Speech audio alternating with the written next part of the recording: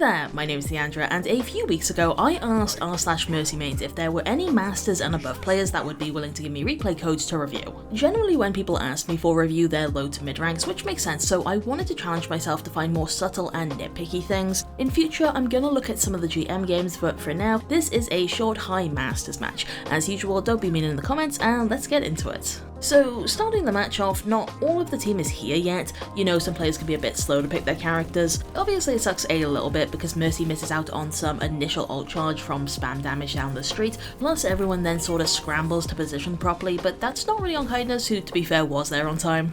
I think positioning in the air like this is fine, but I would probably try to cancel GA instead of mini super jumping to keep the cooldown short when possible. It's like on one hand you do want to keep your movement mixed up and varied so you're less predictable, but on the other hand when the cooldown is longer there is just more chance of hitting the floor and losing line of sight. Like for example, here Soldier isn't actually a valid target.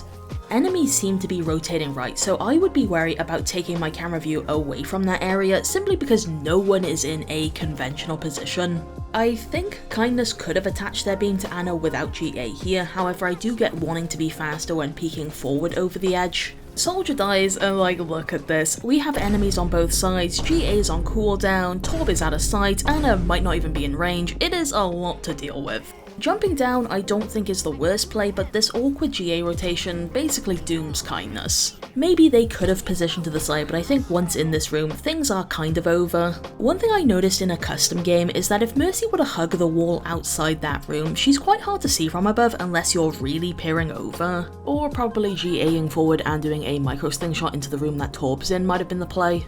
That being said, I think you could tackle the situation in a few different ways, but I'm not going to get hung up on it too much because I think it was a result of everyone positioning just a bit oddly. Okay, so let's move on to the next fight when the team has regrouped. So Kindness is about to start getting shot in the back by Sombra. They then GA forward and slingshot into a room which was probably exposed to enemies down the street, judging by how soldier rockets also hit them. If I felt like I had the health to leverage it, I would probably super jump onto high ground once Sombra started hitting. Her hack can cancel GA, which would leave me exposed, but it cannot cancel the momentum when super jumping, meaning high ground could be safer. Obvious general Mercy tip, almost never stand still, but let's watch this play out.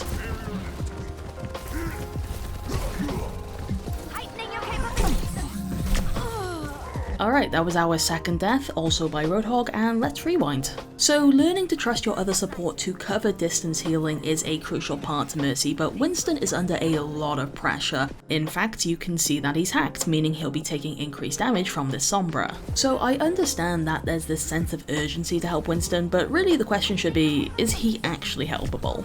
To rewind again, we see Kindness get their beam on Winston and then backwards GA, which is slower than forward ones. If we are going to help Winston, I think turning around as soon as beam is on him to jump back faster is a good idea. Alternatively, we could jump to the side and rotate around, but I think Winston is in too deep for this to really help. Okay, forgive me, I'm gonna rewind one last time. So, do you see that? It's the spread of Roadhog's weapon and seemingly coming from above, judging by its angle. This vaguely indicates Roadhog's position, and we could potentially use this knowledge for our own positioning. Spotting things like that can be very difficult in such a fast-paced game where particle effects are thrown around like marbles on a trampoline. That being said, if you can figure out where someone is positioned without actually seeing them, it can really enhance your positioning. Friendly Anna and D.Va are hunting down enemy Sombra in the back while our soldier pushes forward. Normally I probably would say it's a big mistake to turn away from a lone ally to help a group that seems to have things handled, but Soldier also probably shouldn't have pushed up that far, especially when his enemy counterpart was staring from on top of a bus. I think you could make an argument either way whether it was still a mistake, but I'm not going to worry about it because I understand the intention.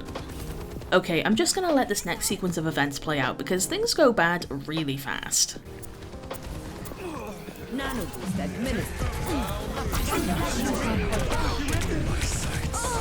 Yeah, it's a lot and I completely sympathise with being in this position, so let's rewind. If we do some CSI bullshit, we can see for a frame that our soldier is coming back from spawn, and it really is for like a frame. We know he died like 20 seconds ago, so we could use logic to guess where soldier might be, potentially making him a solid escape route here. Obviously when you need to escape you generally want to fall back rather than forward, since that can put you in view of more enemies. One thing I will say is that, to be fair, Kindness's sacrifice does help keep Cassidy alive, who does a really good job, and the team manages to stabilize, which is fantastic stuff. My ultimate is ready. Checking in. Get that. This will help you. I really like here how Kindness is damage boosting Cassidy, sees that Soldier is injured and moves towards him, but then realizes that Ana and Biotic Field have the healing covered. Enemy Sombra decloaks down below, and since our Cassidy is the only one not on high ground, I would probably flick my camera view immediately downwards to check on him. Overall, I think this is a very nice res and a very nice Valkyrie with some good beam management. Kindness could maybe use corners or cover a bit more, but that's about it. Oh, I would maybe consider floating above high ground as Valkyrie came to an end to position up there afterwards. Basically, my main thing is, I don't want Kindness to suddenly get shot in the back, try to fly to an ally on high ground and then just plummet back down to the floor because they got hacked mid-flight, you know? But then playing on high ground does mean being closer to allies and more susceptible to EMPs, so there's definitely a delicate balance when it comes to positioning here. For this little fight here, I really didn't have anything noteworthy to say. Any issue feels nitpickier than the annual lice breakout at my old primary school, or something I've already commented on. Despite this team's shaky beginning, I think they're holding up really nicely, and I'm pretty pleased with some of the performances here. The one thing I will say is that our Cassidy occasionally goes AFK, and that terrifies me when enemy Sombra is about. Like, I do understand sticking with him instead of immediately pushing up with allies that are playing aggressively. If it was possible to beam Soldier while looking at Cassidy, that would probably be the best middle ground. Fine now. 60 seconds remaining. Okay, so our Cassidy is about to go on a flank to High Noon. I don't have much of a problem with Kindness going with him. As I've said in other videos, Cassidy has a much higher chance of pulling this off if he has Mercy with him. That being said, the way Kindness keeps the rest of their team out of camera view while doing so makes me kinda nervous, even though they're in a position where they cannot react fast when teammates do need help. I'm not able to say if Kindness should have abandoned Cassidy to fall back because I don't have the full picture here. I think one of my biggest Mercy tips overall is just don't deny yourself free information about things, you know? Anyway, by the time High Noon is over, all our other teammates are just kinda dead. Maybe, and it's a real big maybe, Kindness could have lived there if they activated Valkyrie for health regen and like hugged a wall or something, but it's a big risk and Mercy loses ult if it doesn't work out, so I completely understand not taking it.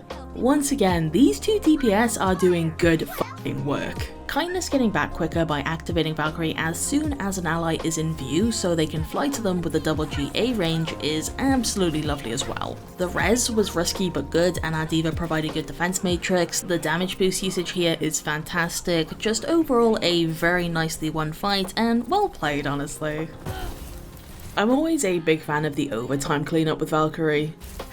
Alright then, on that note, let's get started with round 2. With matches like this, I always feel that if you can cap the initial point, you have a pretty high chance of winning overall. So we're going with a flying hero this time. Since it's the beginning of the match, we don't know what the enemy team is running right away, so it can be worth playing a bit safer than usual, at least until you know what you're up against. Which in this case is a soldier. I think that res is perfectly fine though. Not on my watch. Kindness kind of has to super jump or slingshot here to get onto high ground, which is unfortunate because it means the cooldown is longer. I see your strength. They then turn away from Echo as their beam breaks and fall back, which honestly I think is understandable. That being said, if we rewind, I noticed that for like a split second we could fly to Echo. Also keep in mind you can hold down GA when the ability is on cooldown to automatically use it once it's ready. So providing we're comfortable enough with reaction time, I'm wondering if sticking with Echo and going into the enemy backline with her was actually the better play. Since we have a pick on Baptiste, keeping up the pressure could be really beneficial, and you can see that it is anyway despite us losing Echo. Both teams get some good picks, but attackers hold on really nicely. Patient war schon verloren. Backup would be wonderful. A really nice cap, and overall well played I think. Objective A captured. I love the little duck behind cover upon seeing Zen here. We do slingshot here, which places Kindness closer to enemies and increases the cooldown, which is not something we want when we're this close. I think ideally Kindness should have cancelled Guardian Angel early while flying to Echo and maybe even played from the ground. One thing I noticed is that Kindness was already at roughly 150 HP when they got hooked, and they would have had a much higher chance of survival if they were full. Kindness is going to take a little bit of poke damage from Soldier 76, who could potentially be a lot more scary. I would try to make more use of either the ground or the right side of the bus where there's less sight on inside that room. It looks like they used backwards GA there before the kill on Reaper was confirmed, which could potentially be risky, especially if Echo pushed forward thinking she still had a pocket.